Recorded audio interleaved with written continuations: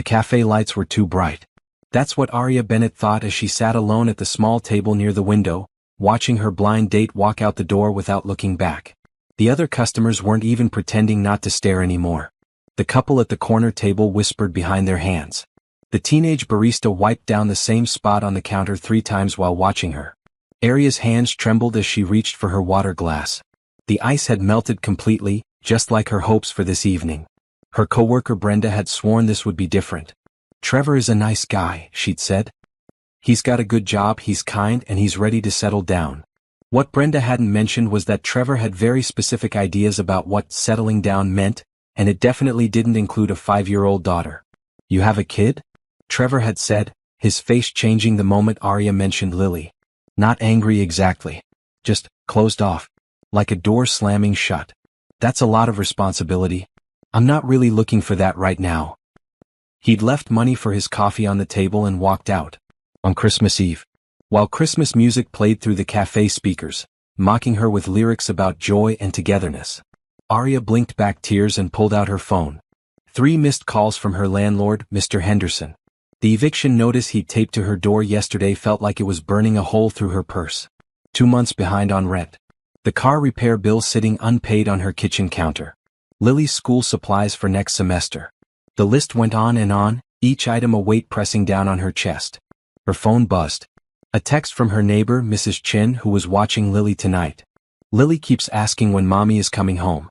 She made you a Christmas card. How's the date going?" Arya's vision blurred. She typed back quickly, "On my way soon. Thank you so much." She couldn't afford to pay Mrs. Chen the $20 she'd promised. She couldn't afford anything. Working double shifts at the hospital as a nursing assistant barely covered groceries.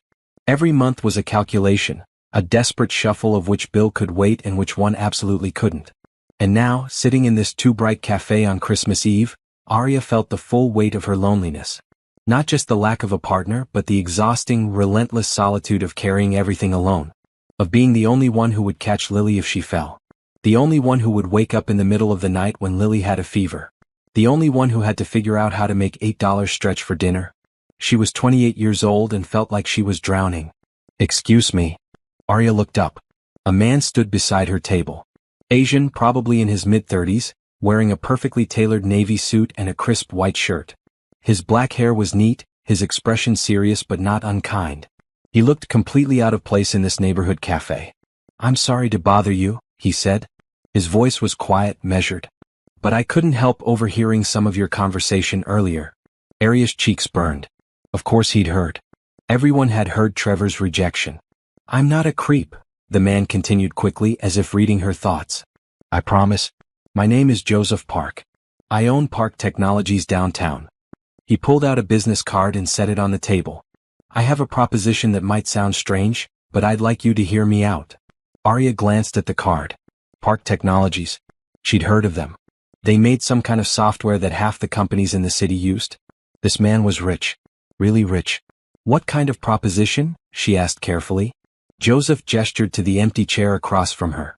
"May I sit?" She nodded, too tired to be cautious.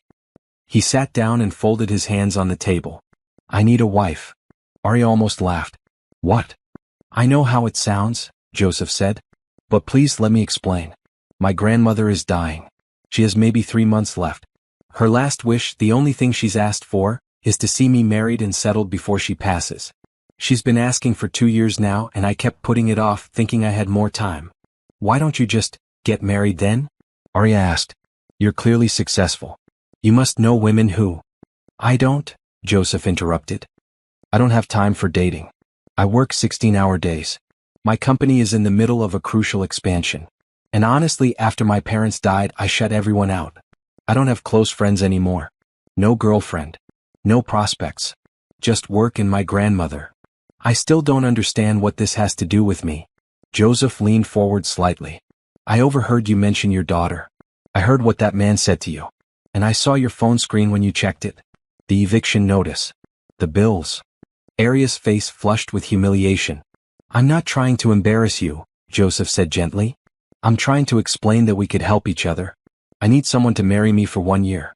Just 1 year. Long enough for my grandmother to see me settled and pass peacefully. In exchange, I'll pay you $500,000. Plus, I'll take care of all your current debts. Rent, car repairs, whatever you need. And your daughter would have access to the best schools, healthcare, everything. The cafe seemed to tilt. $500,000. Arya couldn't even imagine that much money. This is crazy, she whispered. It is, Joseph agreed. I know it is. But I'm desperate and I think you are too. It would be a business arrangement. A contract. You and your daughter would live in my penthouse. Separate bedrooms, completely respectful. We'd attend some family events together, make it look real for my grandmother. After she passes and the year is up, we'd quietly divorce. You'd walk away with enough money to completely restart your life. Arya's mind raced. This couldn't be real. People didn't actually do things like this. But she looked at Joseph's face and saw only sincerity and desperation that probably mirrored her own. Why me? She asked. You could hire anyone. Because you have a daughter, Joseph said. My grandmother always wanted me to have a family, not just a wife. When she meets your little girl, she'll be so happy. I heard how you talked about your daughter earlier before that man left. The love in your voice. You're a good mother. I can tell. I need someone genuine, someone who won't take advantage or try to extort more money later. I know this sounds insane, but something in my gut says I can trust you. Arya thought about Lily's face when she'd hugged her goodbye earlier. About the worry in those big brown eyes when Lily had asked, Mommy, are we going to have to move again? She thought about the eviction notice. About working double shifts and still falling behind. About the hopelessness that had become her constant companion. And she thought about $500,000. About stability. About giving Lily the life she deserved. If I said yes, Arya began slowly, how would this work? Joseph's expression softened with relief. We'd meet with my lawyer tomorrow. Christmas Day, I know, but he owes me a favor. We'd sign a contract outlining everything. Then we'd get married at the courthouse the next day. You and your daughter would move into my place immediately. I'd introduce you to my grandmother probably next week. After that, we'd just live our lives. Coexist peacefully. Make appearances together when needed.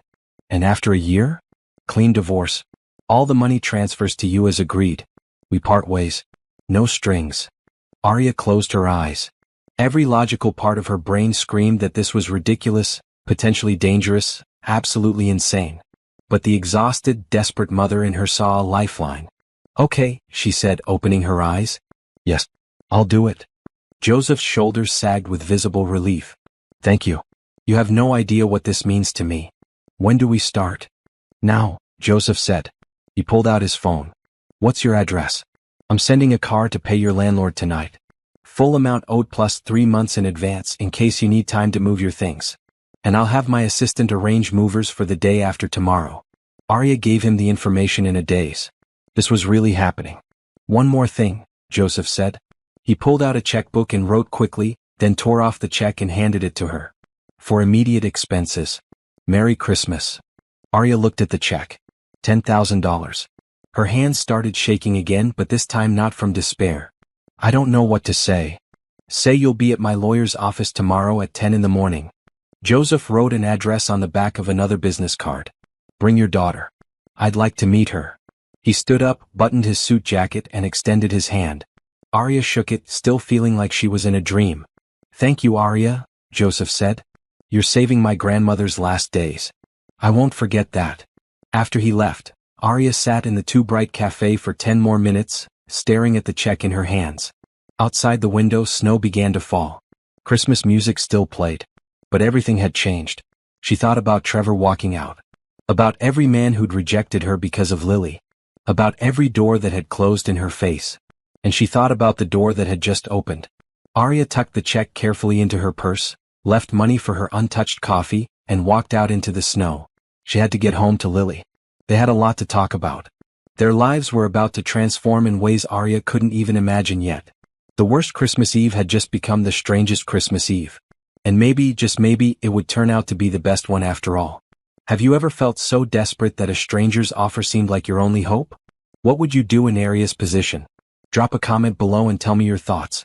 And if you're enjoying this story, please subscribe so you don't miss what happens next. This is only the beginning. Christmas morning arrived with pale sunlight streaming through the thin curtains of Arya's cramped apartment. Lily bounced on her bed at 6 in the morning, exactly as Arya had known she would. Mommy, it's Christmas. Can we open presents now? Arya pulled her daughter close, breathing in the scent of her strawberry shampoo. Last night, after coming home from the cafe, she'd sat up for hours trying to figure out how to explain everything to a 5-year-old. How do you tell your child that you're marrying a stranger? That you're moving to a penthouse? That everything is about to change? Baby, come sit with mommy. We need to talk about something important. Lily climbed into her lap, her small face curious. She wore the pink pajamas with the unicorns, the ones Arya had bought at a thrift store 3 months ago. They were getting too small already. Remember how mommy went on a date last night? Lily nodded solemnly. Did you find a new daddy? The question pierced Arya's heart. She hadn't realized how much Lily wanted that. Sort of, Arya said carefully. I met someone very nice named Joseph. He asked me to marry him. Lily's eyes went wide. Really? That's so fast. Princesses in stories take longer. Despite everything, Arya smiled. You're right. It is very fast. But here's the thing, sweetheart. Joseph needs help. His grandma is very sick, and she wants to see him married before she goes to heaven. And we need help too, remember? With the apartment and money? Because Mr. Henderson is always mad at us, Lily said. He won't be mad anymore, Arya promised. Joseph is going to help us. We're going to move to his house. It's a really big, beautiful place with huge windows and your own bedroom. You'll go to a new school with lots of nice things. And we won't have to worry about money anymore. Lily processed this with the seriousness of a much older child. She'd grown up too fast, Arya thought sadly. She'd heard too many worried conversations, seen too many bills on the table. Will Joseph be nice to us? Lily asked. I think so, baby. I really do. Okay, mommy. If you think it's good, then I trust you. Arya hugged her daughter tighter. The weight of that trust was enormous. At 9:30, Arya dressed Lily in her best outfit, a green dress that Arya had sewn herself from clearance fabric. Arya wore her only professional clothes, a maroon blouse and black pants. She counted the $10,000 check 3 times, still unable to believe it was real. The lawyer's office was downtown in a glass tower that made Arya feel very small. The lobby had marble floors and a doorman in a uniform. Lily held tight to Arya's hand as they rode the elevator to the 20th floor. Joseph was already waiting in the conference room. He stood when they entered, and Arya got her first good look at him in full daylight. He was handsome in a quiet way. Strong features, kind eyes behind wire-rimmed glasses, an expression that seemed permanently serious. He wore jeans today and a simple blue sweater. Trying to look casual, Arya guessed. You must be Lily, Joseph said, crouching down to her level. I'm Joseph. Your mom told you about me? Lily nodded, suddenly shy. She pressed against Arya's leg. I'm glad you're here, Joseph continued. I was hoping we could be friends. I heard you like to read. Is that true? Lily perked up. I love reading. Mommy reads to me every night. Me too, Joseph said. I love reading. Not that your mom reads to me. He smiled, a bit awkward. Maybe sometime you could tell me about your favorite books? Okay, Lily said, warming up to him. The lawyer, a short man named Mr. Goldstein with a bald head and a friendly face, spread papers across the table. All right, let's get down to business. Ms. Bennett, I've prepared a contract outlining the terms of this arrangement. For the next hour, Mr. Goldstein walked Arya through every detail. The marriage would last 1 year. Joseph would pay all living expenses during that time. Arya and Lily would live in his penthouse with full access to everything. At the end of the year, Arya would receive $500,000, and they would divorce quietly. There's a morality clause, Mr. Goldstein explained. Both parties agree not to engage in romantic relationships with others during the contract period. Standard stuff.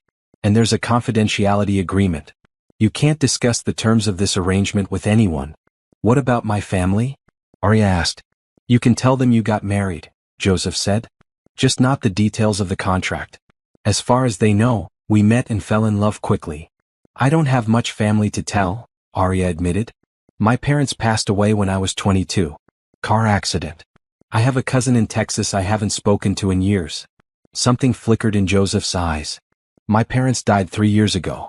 Same way. Car accident. Their eyes met across the table. A moment of understanding passed between them. There's also this, Mr. Goldstein said, sliding another document forward. Mr. Park wants to set up a trust fund for Lily. College tuition, fully funded, regardless of what happens with the marriage. Arya's breath caught. What? Joseph, that's too much. It's not, Joseph said firmly. She's going to be part of this arrangement too. She deserves something for herself out of it. Arya felt tears prick her eyes. Nobody had ever thought about Lily like that. Nobody had ever cared about her daughter's future except Arya herself. There's one more thing, Joseph said. He looked uncomfortable. My grandmother will want to meet you soon. Probably this week. We need to be convincing. That doesn't mean we have to pretend to be madly in love, but we should probably know basic things about each other. Maybe spend some time together before the meeting? That makes sense, Arya agreed. Mr. Goldstein produced 2 pens. If everything looks good, we can sign today. The courthouse is closed for Christmas, but I've arranged for a judge friend to marry you tomorrow at his home. Very small, very private. Just the legal minimum. Arya looked at the contract. At the numbers that seemed impossible. At the clauses protecting her and Lily. She thought about Mr. Henderson's angry calls. About choosing between groceries and gas money. About the look on Lily's face when Arya had to say no to things other kids had. She picked up the pen. Wait, Joseph said. Arya's heart sank. Was he changing his mind? I want to add something, Joseph continued. Mr. Goldstein, can we include a clause that if anything happens to me during this year, the full amount still goes to Arya? Plus life insurance beneficiary status. I want to make sure she and Lily are protected no matter what. Mr. Goldstein looked surprised but nodded. That's very generous, Mr. Park. It's fair, Joseph said simply. Arya stared at him. This stranger was offering her more security and kindness than anyone had in years. Thank you, she whispered. For all of this. I promise I'll hold up my end. I'll be a good wife at least in appearance. I'll make your grandmother happy. I know you will, Joseph said. And he sounded like he meant it. They signed the papers. Mr. Goldstein witnessed and notarized everything. Just like that, Arya's life pivoted on the axis of one impossible decision. The movers will come to your apartment tomorrow afternoon, Joseph said as they prepared to leave. Pack everything you want to keep. Don't worry about furniture. The penthouse is fully furnished. Just clothes, personal items, Lily's toys. Okay, Arya said. Everything was moving so fast. Joseph knelt down next to Lily again. I'm really glad we're going to be living together, Lily. I think we're going to be good friends. Will you read me stories? Lily asked. If you want me to, absolutely. And can I have pancakes for breakfast? Joseph laughed. It transformed his serious face completely. Every day if you want. I make pretty good pancakes. As they left the building, Lily tugged on Arya's hand. Mommy, I like him. He has nice eyes. Arya looked back at the building where Joseph was probably already heading back to work. Yeah, baby. He does have nice eyes. That night, Arya packed their belongings into 3 suitcases and 5 cardboard boxes. Everything they owned fit into so little space. Lily's stuffed animals. Their clothes. The framed photo of Arya's parents. The handmade Mother's Day cards Lily had given her over the years. She looked around the cramped apartment with its peeling paint and rattling heater. She'd been so unhappy here, so stressed and scared. But it had been theirs. The last place where life had been normal before everything changed. Tomorrow she would marry a stranger. Tomorrow she would move into a world she didn't understand. But Lily would have her own bedroom. And enough to eat. And a future that didn't involve struggle. Arya lay down next to her sleeping daughter and stroked her hair. I'm doing this for you, she whispered. I hope someday you understand that everything I do is for you. Outside, snow fell on the city. Christmas lights twinkled from other apartment windows. Somewhere across town, Joseph probably sat in his penthouse, signing contracts and answering emails, preparing for his life to change too. 2 desperate people. One impossible arrangement. What could possibly go wrong? The judge's house was a modest colonial in the suburbs with a wreath on the door and lights still up from Christmas. His wife answered, wearing an apron and smiling warmly. You must be the couple Jeffrey told me about. Come in, come in. The ceremony took 10 minutes. Arya wore the same maroon blouse from yesterday. Joseph wore a gray suit. Lily stood between them, holding a small bouquet of white flowers that Joseph had bought that morning. The judge's wife served as witness, beaming at them like they were a real couple in love. Do you, Joseph Park, take Arya Bennett to be your lawfully wedded wife? I do. And do you, Arya Bennett, take Joseph Park to be your lawfully wedded husband? Arya looked at Joseph. His expression was calm, neutral. This was a transaction. A business deal. I do, she said. Then by the power vested in me by the state, I pronounce you husband and wife. You may kiss the bride. They hadn't discussed this part. Joseph leaned forward awkwardly and pressed a quick, dry kiss to Arya's cheek. It was over in a second. The judge's wife took photos with her phone, insisted they have cookies and coffee, and sent them off with genuine congratulations. As they walked to Joseph's car, a sleek silver sedan, Arya looked at the gold band now on her left hand. Simple, elegant, expensive. Her first wedding ring. From a man she barely knew. "You okay?" Joseph asked as he buckled Lily into the back seat. "Just processing," Arya admitted. "Yeah, me too." The drive to Joseph's penthouse took 20 minutes. Lily pressed her face to the window, watching the city transform from modest neighborhoods to gleaming towers.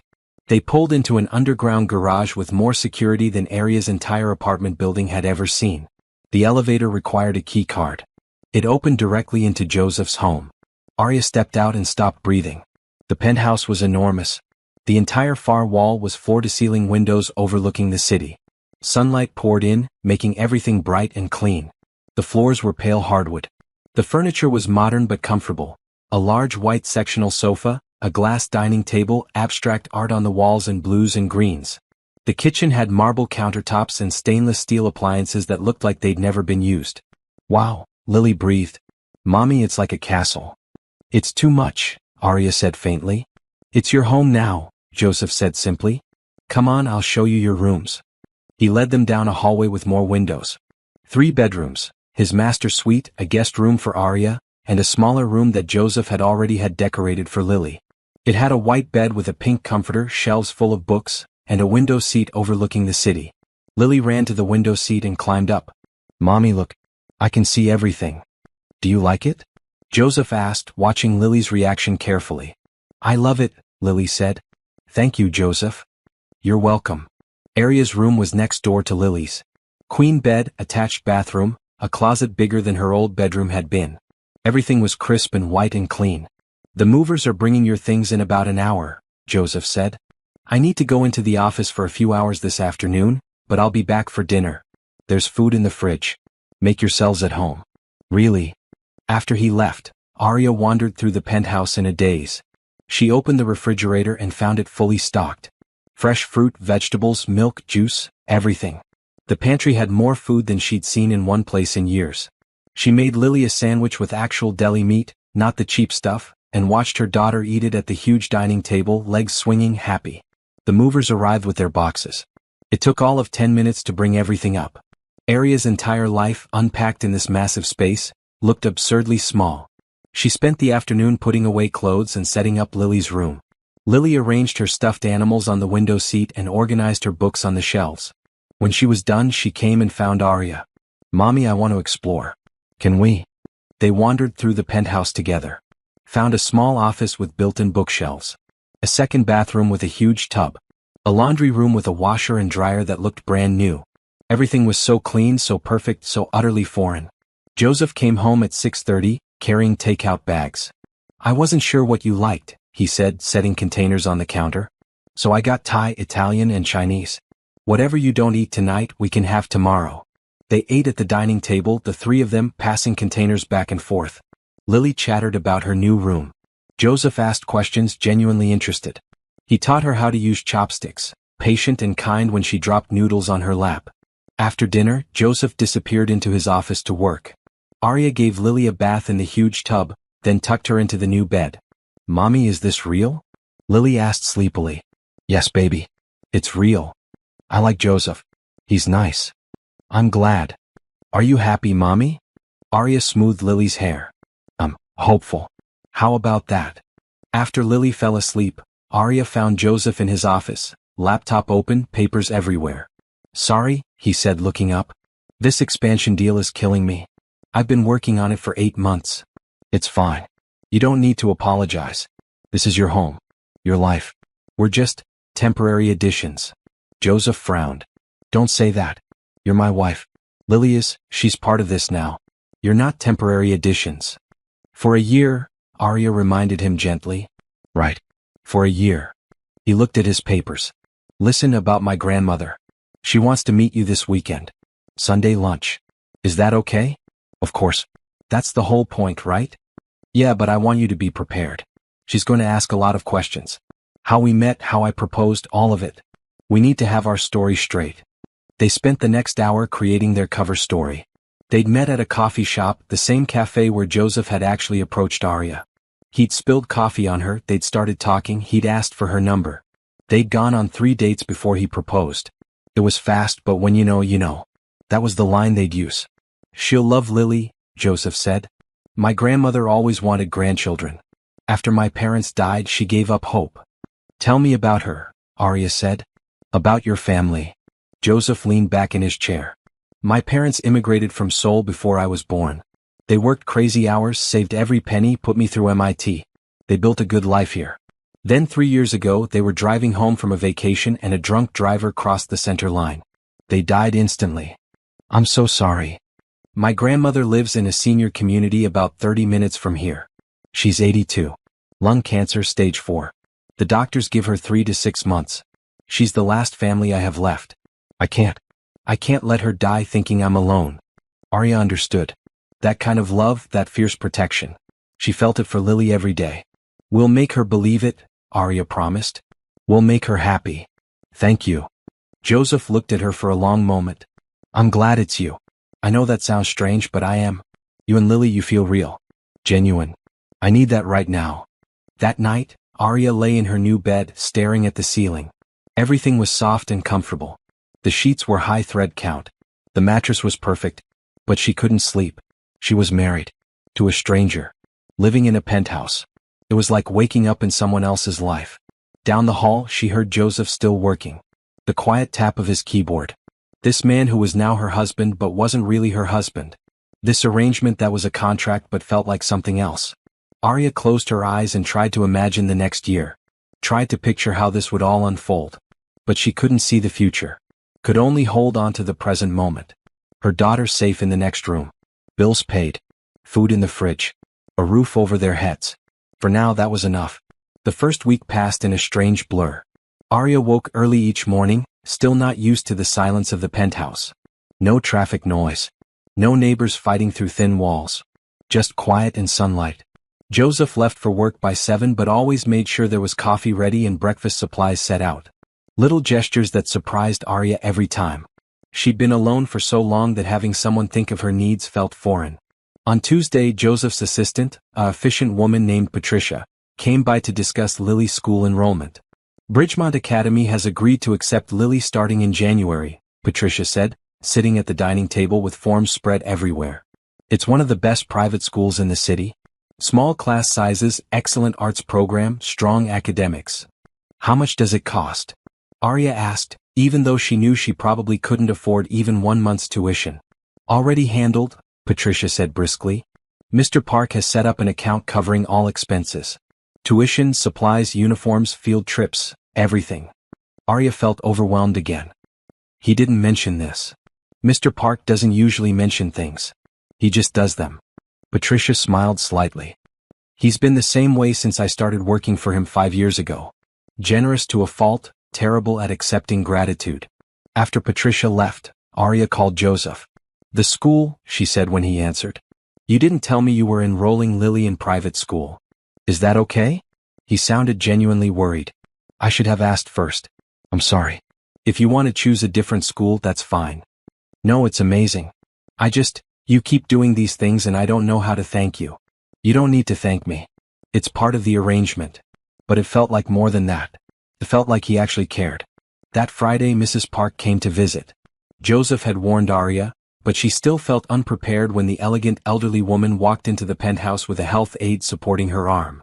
Mrs. Park was tiny, barely 5 feet tall, wearing a green silk blouse and black pants despite her obvious frailty. Her hair was completely white, pulled back in a neat bun.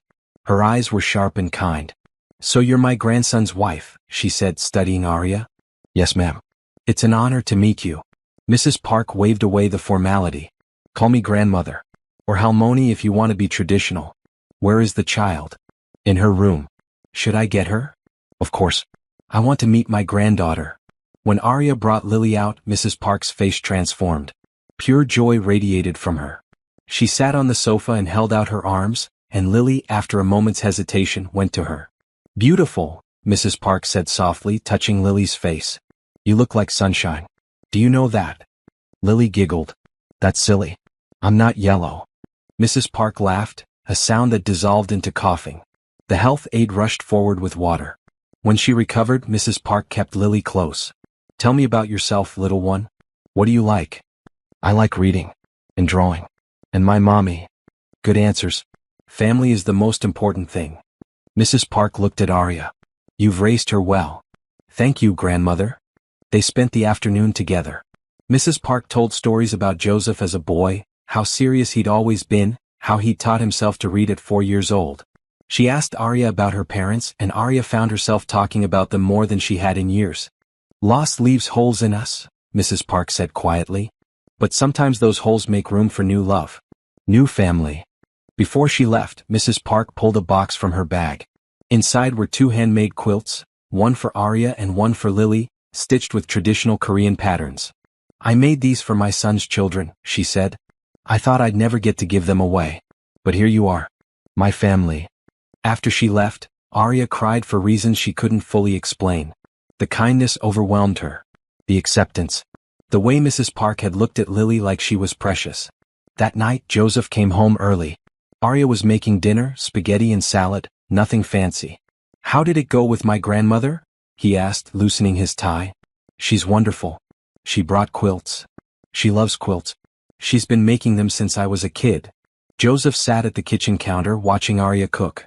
She liked you. She called me at work to tell me I'd chosen well. We're lying to her, Arya said quietly.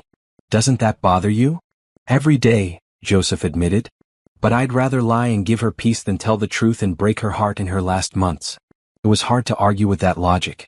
Over dinner, Lily asked Joseph about his work. What do you do all day? I make software, Joseph explained. Computer programs that help companies organize their information. Is it fun? Sometimes. Mostly it's solving problems. Like puzzles. I like puzzles, Lily said. The picture ones. Maybe we can do some together this weekend, Joseph suggested. Then he looked at Arya. If that's okay with your mom? Of course it's okay. That weekend, Joseph didn't go into the office. Instead, he took them to the Science Museum. Lily ran from exhibit to exhibit, excited and curious. Joseph answered her endless questions with patience Arya hadn't expected. He lifted her up to see displays she couldn't reach. He bought her a stuffed dinosaur from the gift shop that she immediately named Rex. At the planetarium show, Lily sat between them in the dark. When the stars appeared overhead, she reached out and grabbed both their hands. Joseph's fingers were warm. He didn't pull away. Back at the penthouse, they made dinner together. Joseph taught Lily how to measure ingredients. Arya chopped vegetables while they laughed over a mistake with too much flour. The kitchen filled with comfortable chaos. After Lily went to bed, Arya and Joseph sat on the sofa with glasses of wine, looking out at the city lights. This is nice, Joseph said quietly. I haven't had this in a long time. Had what? Company. Laughter in this place. It's been so empty for so long. Arya studied his profile. The tiredness in his eyes. The loneliness he carried. She recognized it because she carried the same thing. Tell me about your parents, she said. Not how they died. How they lived. Joseph smiled, sad but genuine. My dad loved bad jokes. The kind that make you groan. My mom sang constantly, even though she couldn't carry a tune. They held hands everywhere they went. Grocery store, church, walking down the street. Always holding hands. They sound lovely. They were. They worked so hard to give me opportunities. I built this company partially for them. To honor their sacrifices. He looked at his wine. I wish they could have met you and Lily. I wish they could have too. The moment stretched between them. Comfortable. Easy. For a heartbeat, it didn't feel like an arrangement. It felt real. Then Joseph's phone buzzed. He excused himself to his office. Arya sat alone on the sofa, feeling the weight of something she couldn't name. She was living with a good man. A kind man. A lonely man. Just like her. Lonely. The arrangement suddenly felt more complicated than a simple contract. January arrived with cold winds and gray skies. Lily started at Bridgemont Academy and came home every day with stories about new friends and interesting lessons.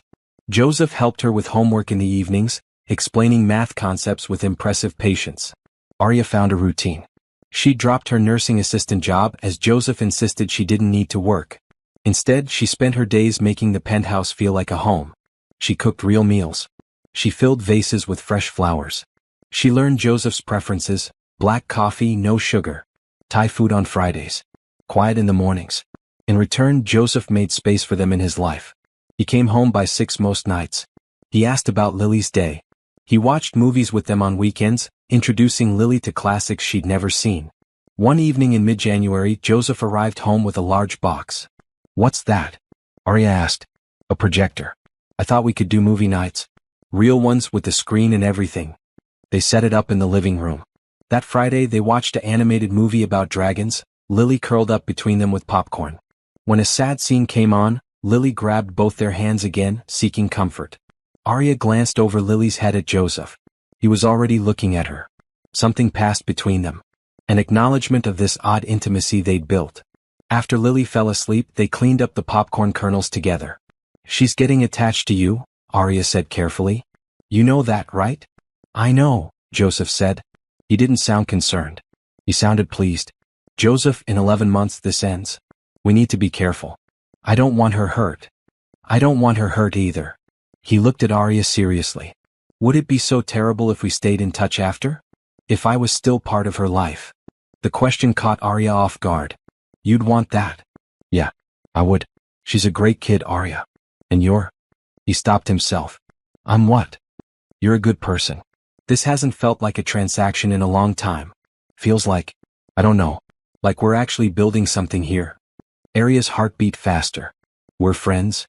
"Yeah, friends." But the way he said it sounded uncertain. The next Saturday, Joseph took them ice skating. The rink was outdoors, surrounded by lights and vendors selling hot chocolate. Lily had never skated before. Neither had Arya really. They wobbled onto the ice, laughing, holding onto the rail. Joseph skated backward in front of them, holding both their hands, pulling them forward. "You're showing off," Arya accused, laughing.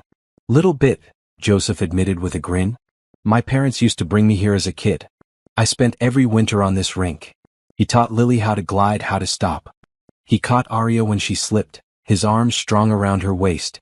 For a moment they were face to face, breathing hard from laughter. "Careful," he murmured. "I'm okay," she whispered back. But she wasn't okay. Because in that moment, Arya realized she was developing feelings for her contract husband. Real feelings. The kind that made her chest ache when he smiled. The kind that made her notice when he was stressed. The kind that made her want to reach out and touch him. This wasn't part of the arrangement. That night, after Lily was asleep, Arya poured herself a glass of wine and stood at the windows, looking at the city. Joseph joined her. "You've been quiet since the rink," he observed. "Just thinking." "About what?" Arya considered lying. Deflecting. But they'd been honest with each other so far. "About how complicated this is becoming," she admitted. "Yeah," Joseph said softly. "It is." They stood in silence for a moment. "Arya," Joseph began, then stopped. Started again. "I need to tell you something. This last month, having you and Lily here, it's been the happiest I've been since my parents died. I wake up and there are voices in this place. Laughter. Life. I'm not lonely anymore." "Joseph." "Let me finish. I know we have a contract. I know this was supposed to be business. But somewhere along the way it stopped being that. At least for me. I look forward to coming home. I think about you during the day. I want to know if Lily's math test went well. I want to hear about your day. This isn't what I expected, but I'm not sorry it happened." Arya's breath caught. "What are you saying?" "I'm saying I have feelings for you. Real ones. And I think maybe you feel something too." "This is a terrible idea," Arya said, but her voice shook. "Probably," Joseph agreed. "But that doesn't change how I feel." He reached out slowly, giving her time to step away. When she didn't, he cupped her face gently. "Tell me to stop," he whispered. "Tell me this crosses a line and I'll back off. I'll go back to being just your contract husband. But if there's any chance you feel the same way." Arya closed her eyes. This was dangerous. Complicated. Could ruin everything. But she did feel the same way. Had been feeling it for weeks now. "I feel the same way," she admitted. "But I'm scared." "Me too." He leaned in slowly. Gave her every opportunity to pull back. When their lips met, it was soft and questioning. Nothing like the awkward peck at their wedding. This was real. Arya's hands came up to his chest. She could feel his heart racing under her palms. The kiss deepened. All the loneliness, the fear, the growing affection poured into that moment. When they finally pulled apart, both breathing hard, Joseph rested his forehead against hers. What do we do now? Arya asked. I don't know. But I don't want to pretend anymore. Not with you. Over the next weeks, they navigated this new territory carefully. During the day they were cautious. But at night, after Lily slept, they'd sit close on the sofa, hold hands, talk for hours about everything and nothing. Joseph told her about building his company from nothing, about the fear of failure, about missing his parents every single day. Arya told him about the loneliness of single motherhood, about the fear that she wasn't enough, about how hard it was to trust after Lily's father abandoned them. They kissed on the sofa one night, surrounded by the city lights. Long, slow kisses that made Arya forget why this was supposed to be temporary. But they didn't tell Lily. Didn't change the sleeping arrangements. Took things slowly, carefully, both aware of how much was at stake. One night, Joseph pulled out his phone and showed Arya something. My grandmother called today. She wants to do a family dinner next weekend. All the relatives. I'll be there. Whatever you need. That's the thing. Joseph looked nervous. They're going to ask questions. Real questions. About our relationship. And I'm tired of lying. At least, I'm tired of lying to you about my feelings. Would it be okay if we told them something closer to the truth? That we're really falling for each other? Arya smiled. We can tell them that. Because it's not a lie anymore. Joseph kissed her softly. No. It's not. But as Arya lay in bed that night, she couldn't shake a feeling of foreboding. They were falling for each other, yes. But the contract still had an end date. Money would still change hands. And his extended family, whoever they were, didn't know anything about the original arrangement. What would happen when the truth came out? When the year ended and decisions had to be made? Arya pushed the thoughts away. For now she had this. Whatever this was becoming. She'd face the complications later. Mrs. Park's health declined rapidly in February. Joseph visited her every other day, sometimes bringing Lily, sometimes going alone. Each time he came back quieter, more withdrawn. Arya wanted to help but didn't know how.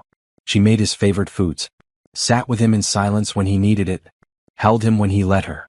One evening he came home from a visit and went straight to his office without a word. Arya followed after a few minutes. Joseph sat at his desk, head in his hands. She's in pain, he said without looking up. So much pain. And there's nothing I can do. Nothing. Arya knelt beside his chair. You're there. That's everything. Is it enough? It has to be. He pulled her into his lap, buried his face in her shoulder. She held him while he cried quietly, the first time she'd seen him break down. I'm losing her, he whispered. My last family. You have us, Arya said, then realized what she'd said. I mean for now. While we're. Don't, Joseph interrupted. He pulled back to look at her. Don't qualify it. You're right. I have you. I have Lily. However this started, we're family now. Aren't we? Arya nodded, unable to speak past the lump in her throat. Want to see how this impossible arrangement becomes real love? Don't forget to subscribe and comment below. What would you do if you fell for someone who was supposed to be temporary? Your thoughts keep this story going. The call came at 3 in the morning on a Tuesday. Joseph's phone rang and Arya woke to hear him answering, his voice thick with sleep turning instantly alert. I'll be right there. He was out of bed before Arya could ask questions, pulling on clothes. It's my grandmother. The facility called. They don't think she has much time. I'm coming with you, Arya said, already getting up. You don't have to. Joseph, I'm coming. They woke Lily, who was confused but got dressed without complaint. 20 minutes later, they were racing through empty streets toward the senior facility. Mrs. Park's room was dim and quiet. The elderly woman lay in bed, surrounded by machines that beeped softly. She looked so small, so fragile. But when Joseph entered, her eyes opened. There's my boy, she whispered. Joseph took her hand, careful of the four. Arya hung back with Lily, not wanting to intrude on this moment. Grandmother, Joseph said, his voice breaking. Come closer. All of you. Arya approached with Lily. Mrs. Park's eyes found them and warmed. My family, she said. My beautiful family. Come here, child. Lily climbed carefully onto the bed, lying down next to Mrs. Park. The old woman stroked her hair. You remind me of my daughter, she told Lily. She died when she was young. I never thought I'd have a granddaughter. But here you are. I love you, grandmother, Lily said simply. Tears ran down Mrs. Park's face. I love you too, sunshine. She looked at Joseph. You did well. This woman, this child, they're exactly what you needed. They are, Joseph agreed, looking at Arya. Mrs. Park reached for Arya's hand. Take care of him. He works too hard. He forgets to live. Make him remember. I will, Arya promised. And Joseph. Mrs. Park's voice was fading. I know. Joseph stiffened. Know what? About the arrangement. How this started. Joseph went pale.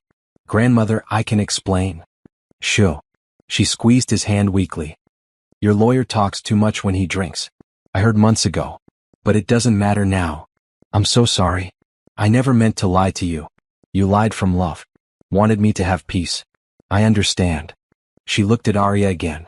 But what started as a lie became truth, didn't it? I see how you look at each other. Yes, Arya said softly. It did. Good. That's what I prayed for. Love finds us in strange ways sometimes. Mrs. Park's breathing grew labored. Promise me something, both of you. Anything, Joseph said. Promise you'll choose happiness. Choose each other. Life is too short for anything else. We promise, they said together.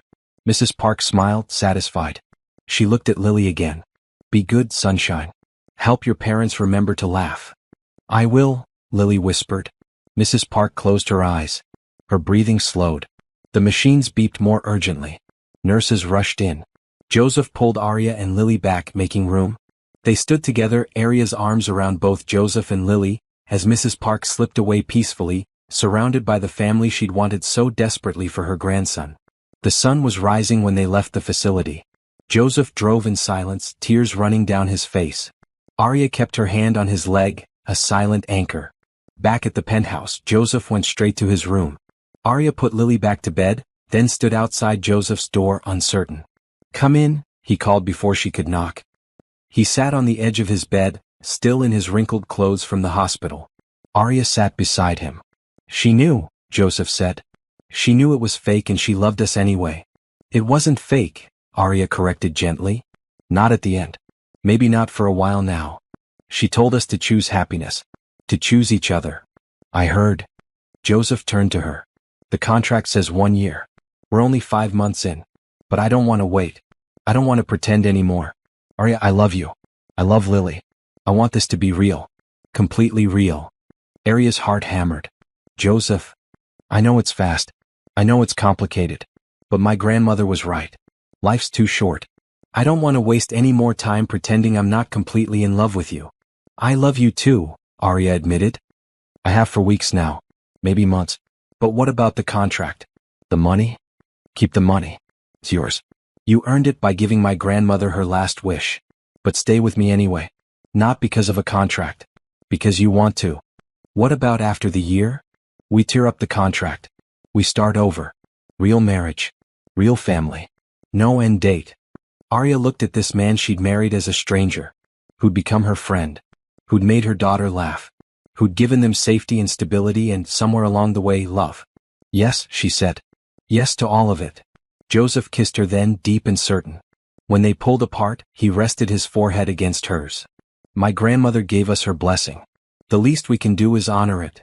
They held each other as morning light filled the room. Outside, the city woke up. Inside, 2 lonely people who'd found each other in the strangest way chose to build something real. Mrs. Park's funeral was small but beautiful. Her friends from the senior community came. Joseph's business associates. And Arya's co-workers from her old job who'd become friends. At the reception, Joseph stood with Arya and Lily, greeting people. Everyone commented on what a beautiful family they were. And this time it didn't feel like a lie. That night, after everything was done, Joseph gave Arya a small box. My grandmother wanted you to have this. Inside was a jade bracelet, delicate and beautiful. It was her mother's, Joseph explained. Passed down through generations. She told me to give it to my wife. My real wife. Arya slipped it on, feeling the weight of that gift. That trust. That acceptance. I'll treasure it, she promised. I know you will. They stood together at the windows looking at the city lights. Lily slept peacefully down the hall. The penthouse that had felt so empty now felt full of love. What happens now? Arya asked. Now, Joseph said, pulling her close. We live. We love. We raise Lily together. We make my grandmother proud. Just us against the world? Not quite, Joseph said. I need to tell you something. There's going to be a reading of the will next week. My grandmother's will. I'm expecting complications. What kind of complications? My uncle. My father's brother. He's been waiting for my grandmother to die so he could contest the family trusts. He thinks I don't deserve the inheritance because I've been unmarried and childless. Now that I'm married with a child, he's going to be furious. Will he cause problems? Probably. But we'll handle it together. Arya felt a chill of premonition. The happiness they'd found felt fragile suddenly. Like something that could be shattered. But Joseph held her close and she chose to believe in this moment. This love. This family they'd built from nothing. Whatever came next, they'd face it together. Spring arrived with warm breezes and blooming trees. Lily finished first grade at Bridgemont Academy with excellent grades. Joseph's company signed the expansion deal he'd been working on for so long. Life settled into a comfortable rhythm. They were a real family now in every way that mattered. Joseph moved his things into Arya's room 3 weeks after his grandmother's funeral. They told Lily that Joseph wanted to be her dad for real, not just on paper. Lily's response was to hug them both so tightly they could barely breathe. Arya had never been happier. She woke up next to Joseph every morning. They had lazy Sunday breakfast together. Movie nights. Simple dinners around the table. All the normal things she dreamed about but never thought she'd have. One Saturday in April, Joseph surprised them with a trip to the beach. They built sandcastles and collected shells. Lily played in the waves while Joseph and Arya sat on a blanket, watching her. I want to adopt her, Joseph said suddenly. Arya turned to him, surprised. What? Lily. I want to legally adopt her. Make it official that I'm her father, not just your husband. If that's okay with you. Tears sprang to Arya's eyes. Joseph, are you sure? I've never been more sure of anything. She's my daughter. In my heart, she already is. I just want the paperwork to match. Yes, Arya said, kissing him. Yes, please. She'd love that. They told Lily that evening. She asked what adoption meant, and Joseph explained that it meant he'd be her daddy forever, legally and officially. Like really real? Lily asked. Really real, Joseph confirmed. Then yes, Lily said seriously. I want that. The adoption papers were filed the following week. Joseph's lawyer, Mr. Goldstein, handled everything efficiently. Life felt perfect. Too perfect. Arya should have known it wouldn't last. The call came on a Tuesday afternoon. Joseph's secretary, asking him to come into the office immediately for an urgent meeting. Joseph left, promising he'd be back for dinner. He didn't come back. At 8 o'clock, Arya called him. No answer. At 9 she started to worry. At 10 Joseph finally walked through the door looking devastated. What happened? Arya asked immediately. Joseph loosened his tie, his movements mechanical. My uncle filed a lawsuit. He's contesting my grandmother's will. Can he do that? He's claiming the marriage is fraudulent. That I paid you to marry me to satisfy the terms of the family trust. He's demanding an investigation. Arya's blood ran cold. How does he know? He hired a private investigator. Got phone records from Christmas Eve. Found the transaction where I paid your landlord. Interviewed people at the cafe who saw us meet. He's built a case. But we're really married now. We really love each other. I know. But it started as a contract. He's arguing that invalidates everything. Joseph ran his hands through his hair. There's more. He's threatening to go public. Says he'll tell every news outlet that I paid you for a fake marriage. That Lily isn't really my daughter. She will be. We filed adoption papers. He's trying to block them. Claims the entire marriage is fraudulent so any adoption would be too. Arya sat down heavily. What do we do? Fight. My lawyer says we have a good case. The marriage became real. We can prove that. But it's going to be messy. Public. He's going to drag your name through the mud. Call you a gold digger. Question your motives for everything. I don't care what he says about me, Arya said fiercely. I care about Lily. About protecting her. I know. Me too. Joseph knelt in front of her, taking her hands. Arya, I need you to know something. No matter what happens, no matter what he says or does, I love you. This isn't about the contract anymore. It hasn't been for a long time. I love you too.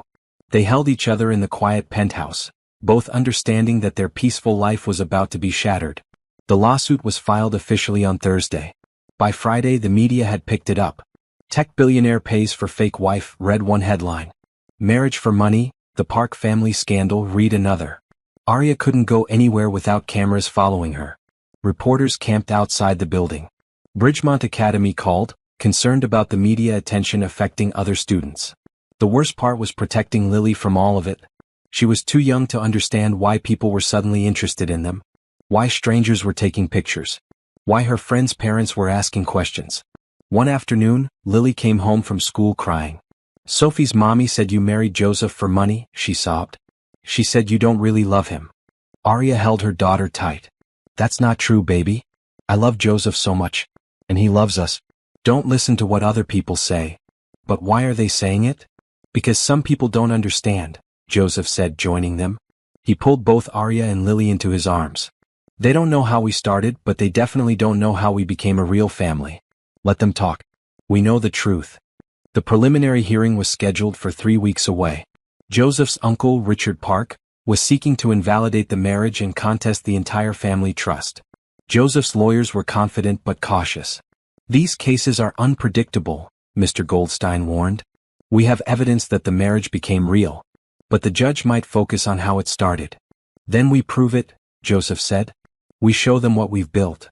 They prepared testimony, gathered evidence, statements from friends, photos, a timeline showing how their relationship developed. Mrs. Chin, Arya's old neighbor, wrote a letter testifying to the change she'd seen in Arya. "She's never been happier," the letter said. "This is real love. Anyone can see it." Patricia, Joseph's assistant, provided a statement about how Joseph had changed. "He smiles now. He leaves work on time. He talks about his family constantly. This isn't an act." But Richard Park had evidence too. The original contract, bank records, the timeline showing how quickly they'd married. 2 days before the hearing, Richard Park called Joseph directly. "We can end this simply," Richard said. "Give up the inheritance. Walk away from the family trust. I won't contest your marriage or the adoption. You can keep your little family. Just give me what should have been mine." Joseph put the call on speaker so Arya could hear. "The inheritance was never about money for me," Joseph said. "It's what my grandmother wanted. I'm not walking away from her wishes." "Then you're a fool. I'll drag this out for years. Cost you millions in legal fees. Destroy your wife's reputation completely. Is it worth it?" Joseph looked at Arya. She nodded. "Yes," Joseph said. "It's worth it. Because we're not doing anything wrong. We fell in love. We became a family. That's not fraud. We'll see what the judge says." Richard hung up. That night, Arya couldn't sleep. She lay next to Joseph, staring at the ceiling. "Maybe we should give him the money," she whispered. "End this." "No. Joseph, think about Lily. The media attention. The stress. Is your grandmother's inheritance really worth putting her through this?" Joseph rolled over to face her. "It's not about the money. It's about standing up for what's right. My grandmother wanted me to have a family. To be happy. We honor her by fighting for that, not by backing down to a bully. But what if we lose? Then we lose. But we'll still have each other. The marriage is real, Arya. No judge can take that away from us. Can't they? If they invalidate it. Then we'll get married again. As many times as it takes. I'm not letting you go." Arya closed her eyes, trying to believe him. But fear gnawed at her. Fear that everything they built would come crashing down. That Lily would be hurt. That the love they'd found would be tainted by scandal and accusations. "I'm scared," she admitted. "Me too," Joseph said, pulling her close. "But we'll get through it. Together." The night before the hearing, they had a family dinner. Just the three of them. Joseph made pancakes even though it was dinner time. Lily laughed and got syrup everywhere. After Lily went to bed, Joseph and Arya sat on their sofa, holding hands. "Whatever happens tomorrow," Joseph said, "I want you to know you've given me everything. A home. A family. Love. Even if somehow we lose everything else, I'll never regret choosing you." "I love you," Arya said. "So much." "I love you too." They went to bed early, holding each other in the dark. Tomorrow would decide everything. But tonight they had this. Each other. And that had to be enough. The courthouse was intimidating. Marble floors, high ceilings, the weight of justice pressing down from every corner. Arya wore a blue dress that Joseph said looked perfect. Professional but not cold. Lily had stayed home with Mrs. Chin, spared from seeing this. Richard Park stood across the lobby with his lawyer, a severe woman in black. He looked like an older, harder version of Joseph. Same height, same build, but where Joseph's eyes were kind, Richard's were calculating. "That's him," Joseph murmured. "My uncle. He looks angry. He's been angry since the day I was born. My father built the family business, but Richard always felt entitled to more. When my parents died and everything went to me through the trust, he lost his mind. Richard noticed them and started walking over. His lawyer put a hand on his arm, but he shook her off. "Joseph," he said coldly. Then his eyes raked over Arya with obvious disdain. "This must be the gold digger." "Don't," Joseph warned, his voice hard. $500,000, Richard continued, ignoring the warning. "That's what you paid her, wasn't it? For 1 year of playing house. Quite the bargain." "You don't know anything about us," Arya said, finding her voice. "I know you saw a lonely, desperate man and took advantage. I know you have a bastard child you're trying to foist on him." Joseph stepped between them, his body tense with anger. "Walk away, Richard. Now. Or what? You'll hit me? Go ahead.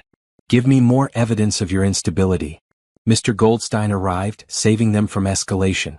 "Gentlemen, Ms. Bennett, let's focus on the hearing. Richard, your lawyer is looking for you." Richard smiled coldly. "See you in there, nephew. I'm going to enjoy watching you lose everything." The hearing room was smaller than Arya expected. Just a judge's bench, a few rows of seats, tables for both sides. Judge Martinez was a woman in her 60s with gray hair and sharp eyes. "This is a preliminary hearing," she began, "to determine if there's sufficient evidence to proceed with contesting the Park family trust and investigating claims of marriage fraud.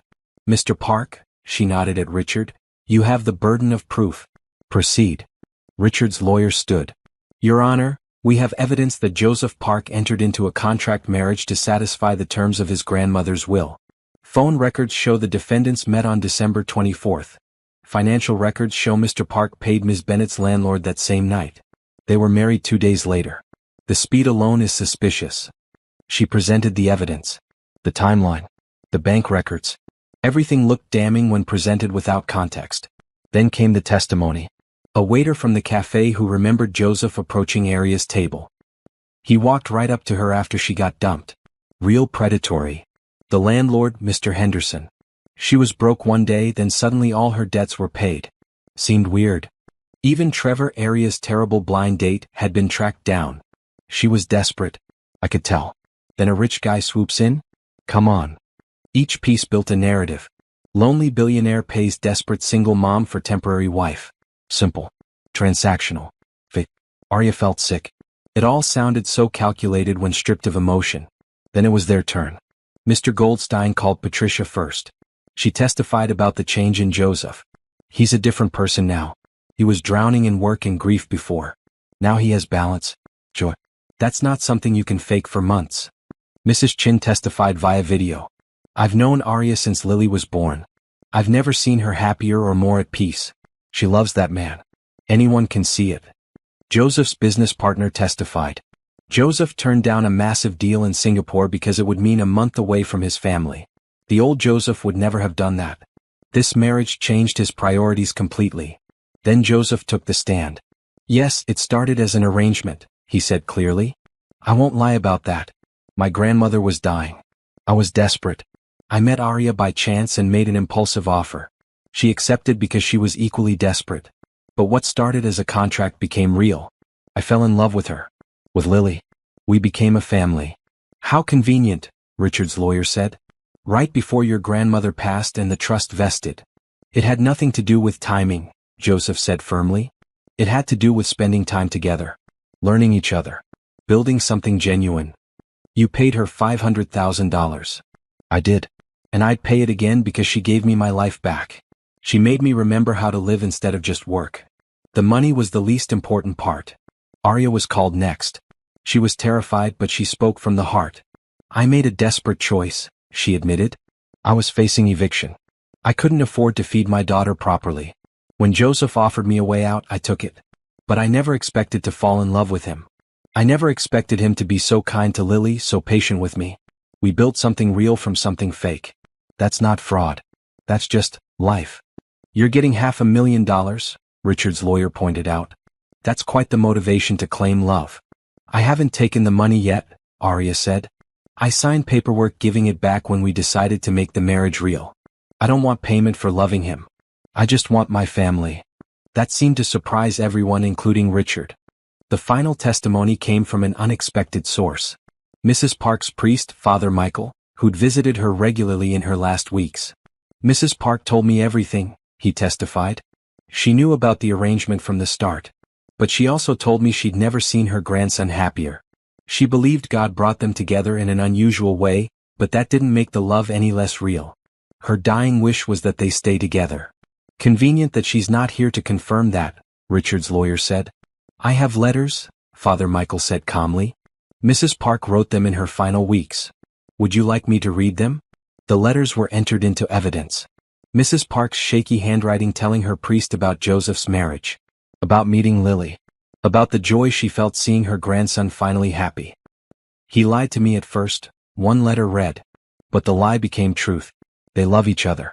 I can see it. I'm not angry about the deception. I'm grateful for the result. Judge Martinez read the letters carefully. The room was silent.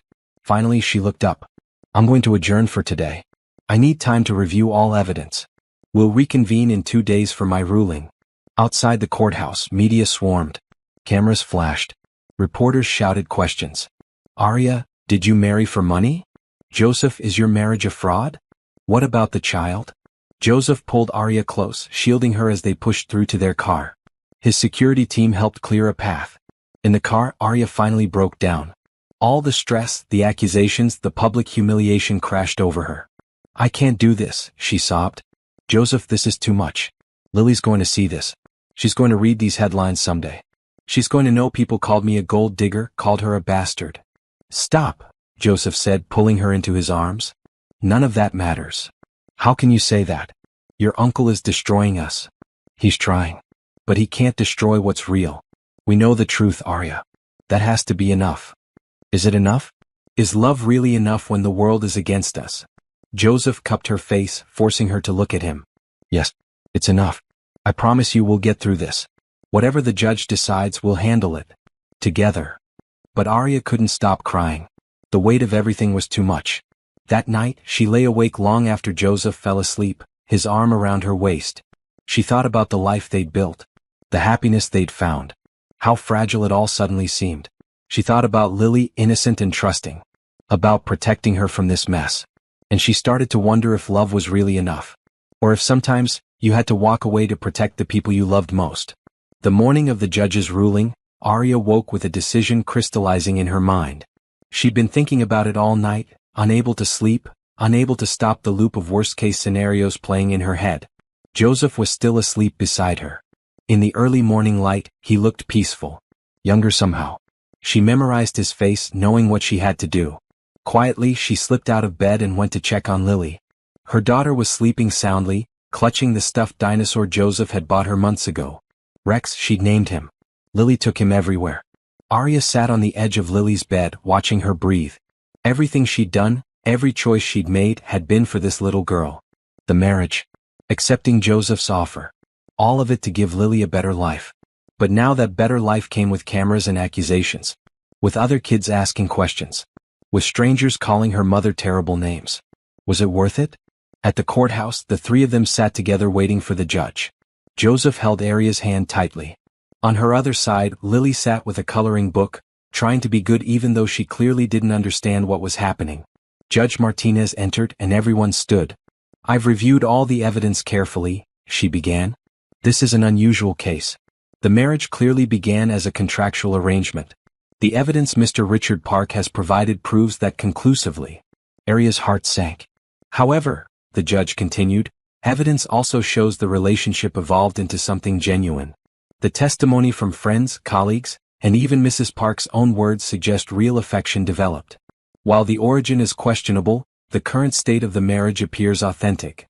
She paused, looking directly at Joseph and Arya. I'm not finding sufficient evidence of fraud at this time. The marriage will stand as valid.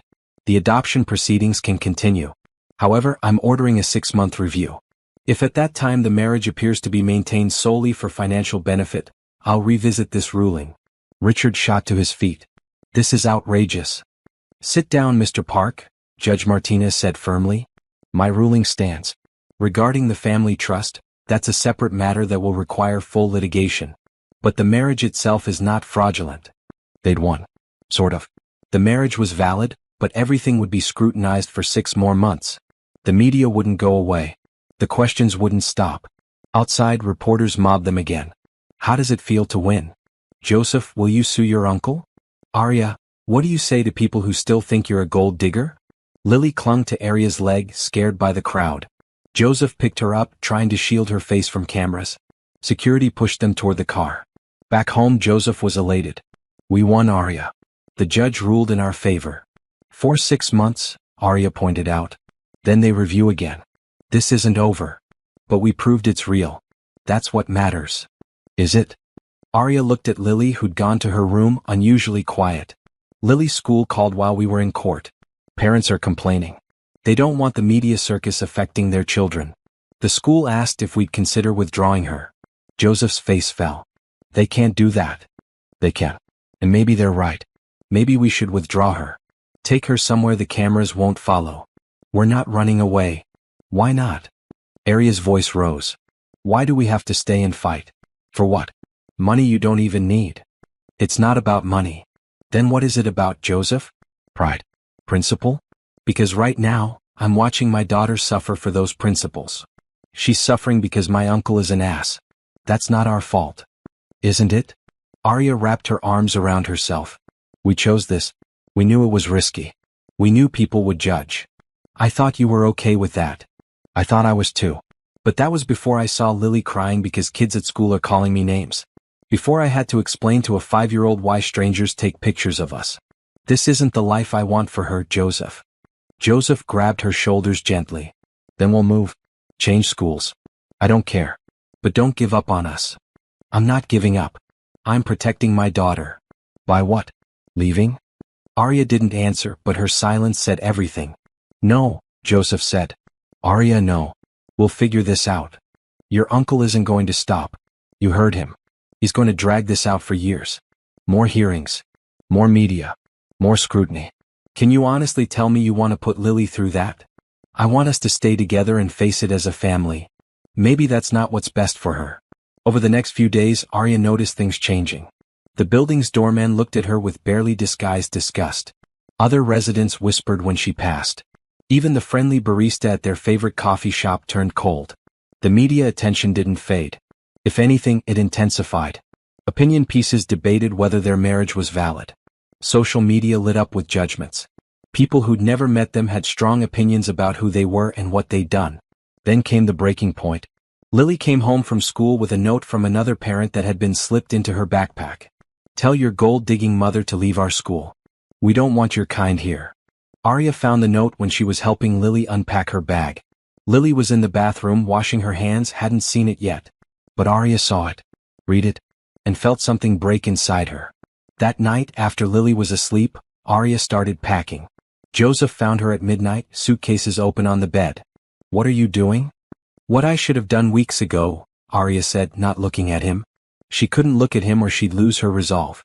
Arya, stop. Talk to me. There's nothing to talk about. This isn't working. The judge might have ruled in our favor, but that doesn't change reality. People hate us. They hate me. And they're taking it out on Lily. So we move. Like I said. We'll find a new school, a new neighborhood. And when they find us again. When the next hearing happens and the media starts up again. We can't run forever, Joseph. Eventually we have to accept that this was a mistake. Don't say that. Joseph's voice cracked. Don't call us a mistake. Not us. The arrangement. The way we started. It was always going to catch up with us. But we love each other. That's real. Love isn't always enough. Arya finally looked at him, tears streaming down her face. I love you so much it hurts. But I love my daughter more. And I can't keep choosing you when it means hurting her. You're choosing for her without asking her. She's 5 years old. She doesn't get to decide this. Then I'm asking you. Joseph knelt in front of her. Please don't go. Please don't give up on us. We can survive this. Can we?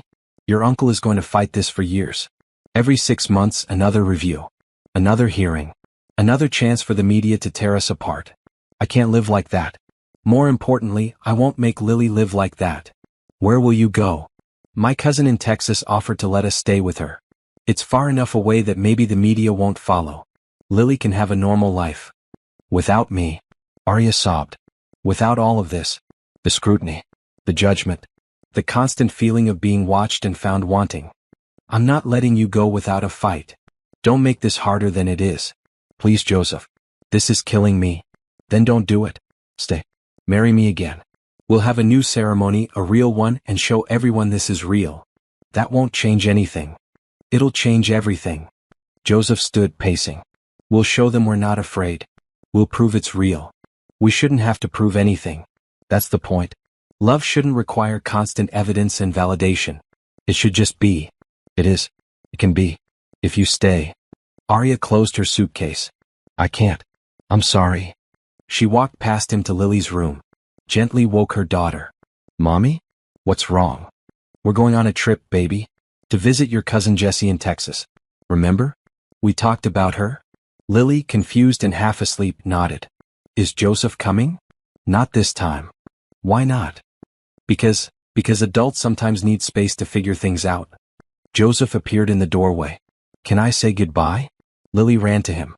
He picked her up, holding her tight. I love you, Lily, he said, his voice thick. So much. You know that, right? I love you too, Daddy. Lily used the name naturally now, breaking both their hearts. I'll see you soon, okay? This is just temporary. Okay. Lily yawned against his shoulder. Joseph looked at Arya over Lily's head. Tell me this isn't goodbye. Tell me you're coming back. I don't know, Arya whispered. I honestly don't know. She took Lily from him. Carried her sleeping daughter to the elevator. Joseph followed, carrying their suitcases, not saying anything because what was there to say? In the lobby he set the suitcases down. Arya, I love you. Please remember that. Whatever happens next, I love you. I love you too. That's why I'm doing this. To protect us from more damage. By leaving?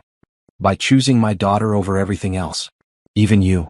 The car service Joseph had called was waiting outside. He loaded their luggage. Opened the door for them. Stood on the sidewalk as the car pulled away. Arya watched through the rear window as Joseph stood under the street light, alone, getting smaller and smaller until he disappeared completely. Lily fell back asleep in her car seat. Arya cried silently, wondering if she'd just made the biggest mistake of her life. Or the bravest choice. Texas was hot and flat and nothing like Seattle. Arya's cousin Jessie lived in a suburb of Austin in a modest ranch house with a big backyard. She welcomed them without judgment, giving them the guest room and asking no questions. The first week passed in a blur. Arya enrolled Lily in a local school under her maiden name. No one here knew about the scandal. No cameras. No whispers. Just normal, blessed anonymity. Lily adjusted surprisingly well, making friends quickly.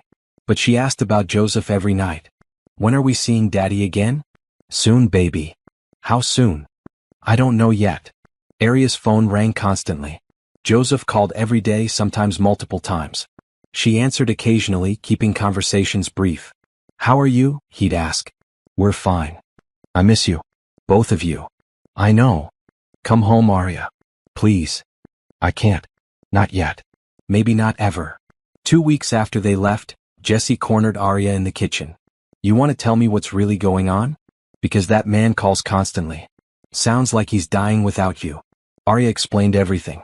The arrangement, the lawsuit, the media circus, the decision to leave. Jessie listened, then said something Arya didn't expect. You're an idiot. Excuse me? You found a good man who loves you and Lily. Who tried to give you everything. And you ran away because things got hard. That's not protecting your daughter. That's teaching her that when life gets difficult, you quit. That's not fair. Isn't it? Lily was handling things fine. Kids are resilient. You're the one who couldn't take the pressure. They left her notes calling me a gold digger. One person left one note. One bitter parent in a whole school. You want to run every time someone says something mean? You'll be running forever. Arya felt anger rise. You don't understand what it was like. Maybe not. But I understand that you left a man who's clearly in love with you. Who's calling every day begging you to come back. And you won't even give him a chance to fix things. That night, Arya couldn't sleep. She lay in the unfamiliar bed, listening to Texas crickets, and admitted the truth to herself. She was scared. Scared of the judgment. Scared of failing. Scared that she wasn't enough, that the scandal would always follow them. But most of all, scared of how much she loved Joseph. Because loving him that much gave him power to hurt her. And Arya had spent so many years protecting herself and Lily from hurt. Her phone buzzed. A text from Joseph. I'm coming to Texas. We need to talk. Face to face. Please don't run again. He arrived 2 days later, driving up in a rental car looking exhausted. Arya met him on the porch while Lily was at school. You drove? Flew to Austin then drove here. I needed time to think. They sat on the porch swing not quite touching. I'm not here to drag you back, Joseph said. I'm here to give you this. He handed her an envelope. Inside were legal documents. The divorce papers. Already signed by him. What? If you really want out, I won't stop you. Sign them and it's done. Clean break. The money from the contract is yours. I've set up a trust for Lily that she'll get when she's 18, regardless of what happens between us. You'll never have to see me again if you don't want to. Arya stared at the papers, her heart breaking. But, Joseph continued, there's something else in there too. She found a second set of papers. New adoption documents. And a real proposal, handwritten. Arya, I love you. I've loved you since the first month we spent together. Maybe longer. I don't want a contract marriage. I don't want an arrangement. I want a real partnership. Real love. Real family. The lawsuit is settled. I gave Richard half the inheritance. I don't care about the money. I never did. What I care about is you and Lily. Coming home to you. Building a life together. But I can't force you to want that. So I'm giving you a choice. If you sign the divorce papers, I'll respect that. I'll stay out of your life except to be whatever presence in Lily's life you're comfortable with. Or you can marry me. Really marry me. Not in a courthouse with a stranger. A real wedding with people who love us. And we'll build the life we should have had from the start. No contracts. No end dates. Just us figuring it out together. I'll wait for your answer as long as it takes. But Arya, please know this. You're not a gold digger. You're not taking advantage. You're the woman I love. The mother of my daughter. My partner. Don't let my uncle's bitterness or stranger's judgment convince you otherwise. Arya couldn't see the paper anymore through her tears. You settled with him? Gave him the money? Half of it. Enough to make him go away. The rest I'm putting in trust for Lily's future. And ours if you want it. But your grandmother wanted you to have it. My grandmother wanted me to be happy. You make me happy. Everything else is just details. Joseph, it's not that simple. Why not? We love each other. That's the only thing that actually matters. What about Lily? The media attention? The judgment? We'll handle it. Together. We'll move if we need to. Change schools. Whatever it takes. But we do it as a family, not separately. Arya looked at him. Really looked at him. At the exhaustion in his face, the hope in his eyes, the love written clearly in every line. I'm scared, she admitted. I'm terrified of failing her. Of not being enough. You're more than enough. You always have been. And you don't have to do this alone anymore. Let me help. Let me be your partner. Really? What if people still judge us? Then they judge us. We can't control what other people think. We can only control how we respond. And I choose to respond by loving you openly. By being a family. By not hiding or running. Arya thought about Jesse's words. About teaching Lily to quit when things got hard. About what kind of example she was setting. She thought about the life they'd built. The movie nights. The lazy Sunday mornings. The way Joseph made Lily laugh. The way he looked at Arya like she was everything. She thought about Mrs. Park's dying words. Choose happiness. Choose each other. I don't want a big wedding, Arya said slowly. Just small. Just people we really care about. Joseph's face transformed with hope. Is that a yes? It's a yes. Arya grabbed his face and kissed him. Yes, I'll marry you. Really marry you. I'm sorry I ran. I'm sorry I almost gave up on us. You're here now. That's all that matters. They held each other on the porch swing, the Texas sun warm on their faces, and it felt like coming home. When Lily got home from school and saw Joseph, she screamed with joy and ran to him. He caught her, spinning her around. Daddy, you came. Are we going home? Yeah, baby. We're all going home. Together. Forever. Joseph looked at Arya over Lily's head. Forever. The wedding happened 2 months later. Small like Arya wanted. Just 40 people in a garden ceremony. Jesse flew in from Texas. Patricia and Mr. Goldstein were there. Mrs. Chin and several of Arya's old co-workers. Joseph's business partner. A few close friends. Lily was the flower girl, wearing a yellow dress she'd picked out herself. She took her job very seriously, carefully dropping petals down the aisle. Arya wore a simple white dress, her hair down, the jade bracelet from Mrs. Park on her wrist. She walked down the aisle alone by choice, because she didn't need anyone to give her away. She was choosing this herself. Joseph wore a dark blue suit, and when he saw Arya, he cried. Right there in front of everyone, tears streaming down his face. The ceremony was beautiful and real. They wrote their own vows. Arya, Joseph said, you walked into my life on the worst night of yours. I offered you a business deal. Instead, you gave me a family, a home, a reason to leave work early and remember what matters. I promise to love you not because of a contract but because I choose you every single day. I promise to be the father Lily deserves, the partner you can count on, the man who will always choose you even when it's hard. Arya's turn. She squeezed his hands. Joseph, I was so lost when we met. So scared and alone. You offered me safety and I'm grateful for that. But what I'm most grateful for is that you showed me I'm allowed to be happy, that I'm worthy of love, that my daughter deserves a father who adores her.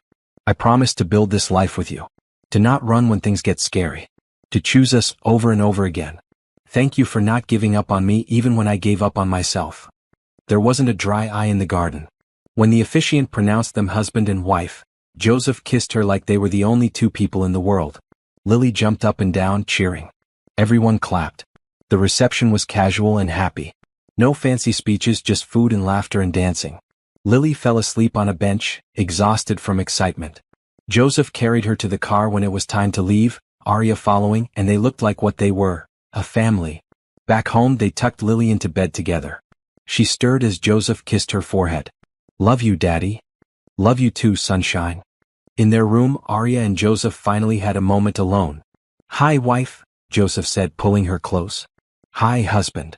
Feel different this time? Yeah, it really does. No regrets. About running to Texas? A few. About coming back? Not a single one. They stood at their windows looking out at the city. The same view they'd had for months, but somehow it looked different now. Brighter. Full of possibility. 6 months later, Arya stood in the bathroom staring at a pregnancy test. 2 pink lines. She found Joseph in his office working on his laptop. Hey, she said. Hey, everything okay? She handed him the test. Joseph stared at it, then at her.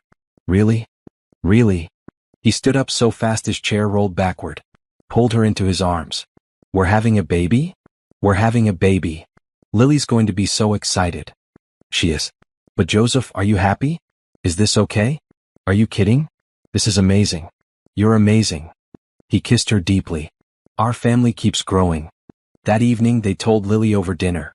She screamed with joy. A brother or sister? Really? Can I help name them? Sure, baby, Arya said, laughing. You can help. I'm going to be the best big sister ever. Later, lying in bed with Joseph's hand on her still flat stomach, Arya thought about the journey that had brought them here. From a desperate Christmas Eve arrangement to this. Real love. Real family. A baby on the way. What are you thinking about? Joseph asked. About how none of this was in the plan. Best things never are. Your grandmother would be happy. Yeah, she would. Joseph kissed Arya's shoulder. We honored her wish. We chose happiness. And love. That too. Outside, snow began to fall. Their first Christmas as a real married couple approached. The penthouse was decorated with a tree Lily had insisted be covered in pink ornaments. Presents were starting to pile underneath. Joseph's company was thriving. Arya had started volunteering at a community center, teaching life skills to single mothers. Lily was excelling at her school, happy and confident. The media had moved on to other scandals. Richard Park had taken his money and disappeared from their lives.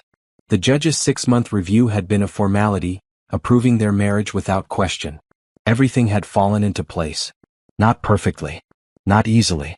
But real and solid in theirs. Hey, Joseph said. I love you. I love you too. Forever. Forever. And in that moment, in their bright home full of love and laughter and life, Arya believed it. Not because of a contract or a promise or even the baby growing inside her. But because they'd chosen each other. Over and over again. Through scandal and judgment and fear. They'd chosen love. And love was enough. Epilogue. 3 years later. Arya stood in the kitchen of their new house, a sprawling suburban home with a big backyard and room for everyone. Lily, now 9, helped her younger brother Jack walk, the toddler laughing as he stumbled. Joseph came home from work, loosening his tie. He'd cut back his hours significantly, working from home 2 days a week to be present for the kids. How was your day? Arya asked, kissing him. Good. Boring. How were the monsters? Lily got an A on her science project. Jack learned 3 new words. Which words?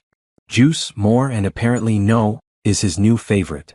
Joseph laughed and picked up Jack, who shrieked with delight. That evening, after the kids were in bed, Joseph and Arya sat on their back porch watching fireflies. You know what today is? Joseph asked. Thursday? 4 years since we got married. The first time. Arya blinked. I'd actually forgotten. Me too, until I saw the date this morning. Joseph pulled her close. 4 years. Feels like forever and no time at all. Are you happy? Deliriously. Even though we're boring now? Suburbs and minivans. Especially because we're boring. This is what I wanted all along. A home. A family. Someone to be boring with. Arya laughed. Romantic. I try. They sat in comfortable silence, the kind that only comes from really knowing someone. Hey, Joseph. Yeah. Thank you. For what? For not letting me give up. For following me to Texas. For choosing us even when it was hard. Always, he said simply. I'll always choose us. Inside, Jack started crying. Probably a nightmare. They both stood, but Joseph waved Arya back. I got it. She watched him go inside, this man who'd started as a desperate stranger and become everything. Father to her children. Love of her life. Her partner in every sense of the word. 4 years ago, she'd walked into a cafe heartbroken and terrified. Today, she had everything she'd never dared to dream of. Not because of money or contracts or circumstances, but because when given the choice between walking away and fighting for love, they'd both chosen love. Every single time. And that made all the difference.